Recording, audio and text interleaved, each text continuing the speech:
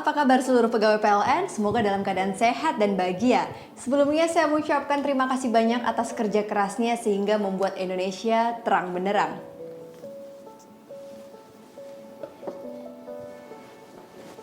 Ketemu lagi bersama saya Analisa Widianingrum dalam video Employee Assistance Center series episode kedua. Saya senang banget teman-teman PLN melihat banyaknya respon positif yang masuk melalui DM Instagram saya maupun saya baca dari komen-komen di YouTube channelnya PLN dalam video seri 1 kemarin. Dan di tengah situasi pandemi COVID-19 seperti saat ini, kami berharap semoga kehadiran video ini bisa mendukung dan mendampingi para pegawai PLN yang bekerja baik dari rumah maupun di lapangan. Beberapa pegawai PLN menyampaikan keluh kesahnya di tengah situasi pandemi ini melalui layanan konseling Employee Assistance Center pada aplikasi PLN Daily. Kita akan berusaha menjawabnya melalui video ini ya. Beberapa di antaranya adalah ada yang batuk sudah lebih dari 1 bulan dan masih takut ke rumah sakit karena khawatir. Ada juga yang khawatir orang tuanya sakit tapi tidak bisa jenguk karena takut tertular virus corona. Ada juga yang harus menjalani WFH di rumah dengan deadline pekerjaan yang menumpuk dan merasa lebih berat karena anaknya masih kecil. Wah, ternyata hampir mirip-mirip ya yang dirasakan semuanya, yaitu mengalami stres. Stres sendiri artinya apa sih? Stres adalah suatu hal yang tidak bisa terhindarkan dan banyak orang yang merasakan stres karena terjadinya sebuah perubahan dalam hidup atas pola aktivitas yang cukup signifikan terutama di tengah pandemi COVID-19 ini. Tentunya stres akan selalu menjadi bagian dari hidup kita dan tidak terhindarkan. Banyaknya berita yang beredar semakin membuat kita takut, kalut, dan mengganggu aktivitas sehari-hari.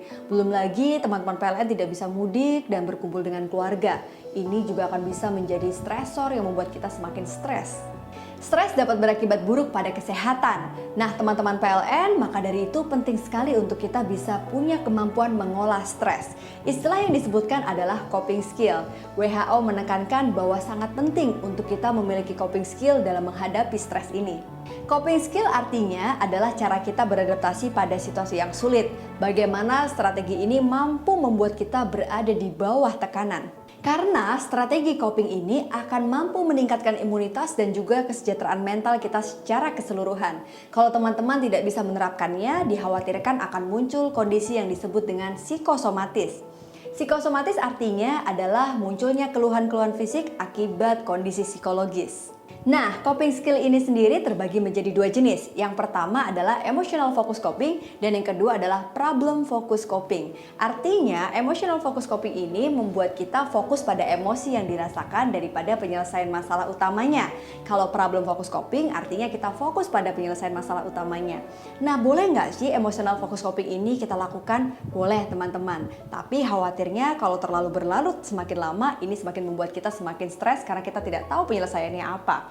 Jadi boleh sejenak teman-teman melakukan aktivitas yang menyenangkan seperti misalnya belanja online, nonton film, baca buku, atau apapun yang disukai. Lalu baru deh fokus kepada penyelesaian masalah yang dihadapi. Teman-teman PLN, dalam menerapkan coping skill ini kita perlu memiliki beberapa hal. Yang pertama adalah kemampuan menguraikan masalah. Yang kedua, bagaimana kita memanage waktu lebih baik lagi. Dan yang ketiga adalah bagaimana memiliki dukungan sosial dari lingkungan sekitar kita. Saya akan memberikan tips untuk teman-teman PLN bagaimana menerapkan coping skills dalam menghadapi stres setiap harinya. Yang pertama adalah acceptance atau menerima. Menerima ini bukan berarti kita menerima begitu saja, tapi kita melakukan sebuah teknik yang disebut dengan self-talk atau bicara dengan diri sendiri. Mendengarkan inner voice atau suara hati penting tentunya. Seperti salah satu konsultasi online yang masuk dari pegawai PLN, yaitu ketika menghadapi orang tua yang sakit, tapi tidak bisa menjenguk karena khawatir tertular virus corona ini. Salah satu cara menerima itu adalah mungkin teman-teman bisa menerima bahwa orang tua sakit adalah hal yang tidak terhindarkan. Lakukan upaya terbaik sebagai seorang anak, misalnya dengan menelpon, memberi perhatian, mengirimkan makanan kalau memungkinkan, atau mungkin sekedar kita memonitor kondisi kesehatan orang tua dari jarak jauh.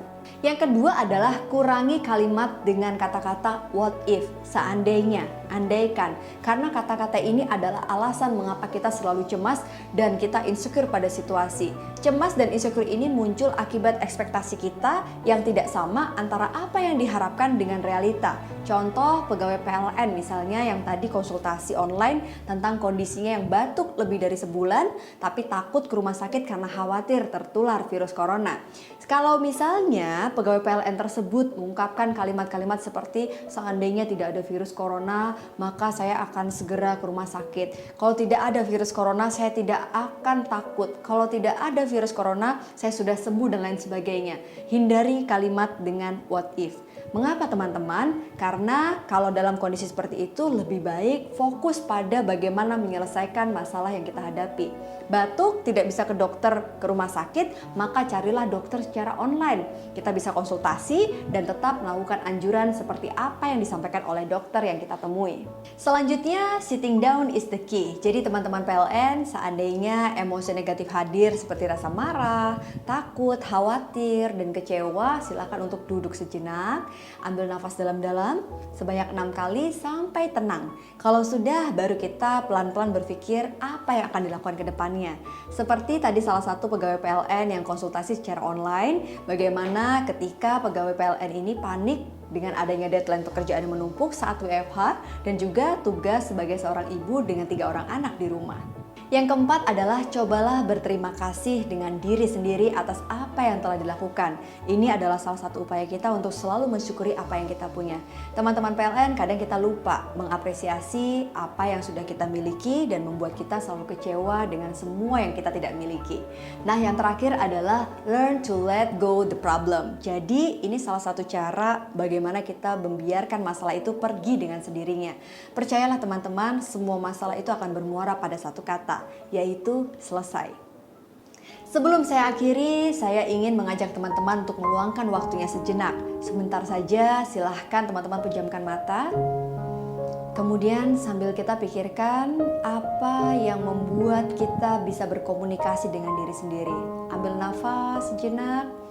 Ambil nafas dengan cara hirup dalam-dalam melalui hidung, mulut tertutup.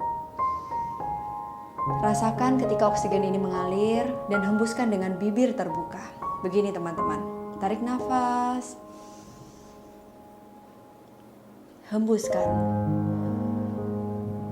Sekali lagi, tarik nafas dalam-dalam,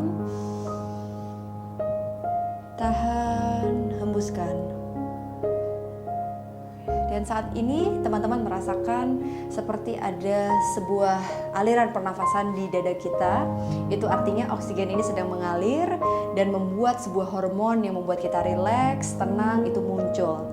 Nah teman-teman PLN, di saat kita tenang, kita bisa refleksi masuk ke dalam diri sendiri.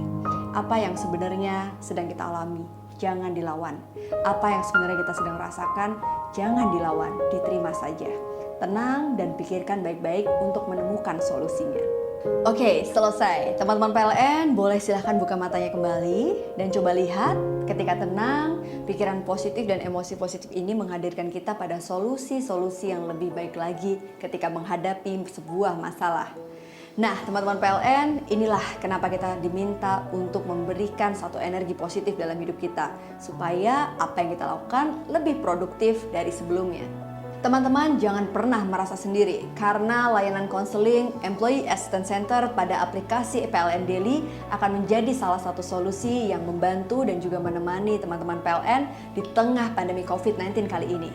Terima kasih sudah menyaksikan, sampai jumpa di video berikutnya.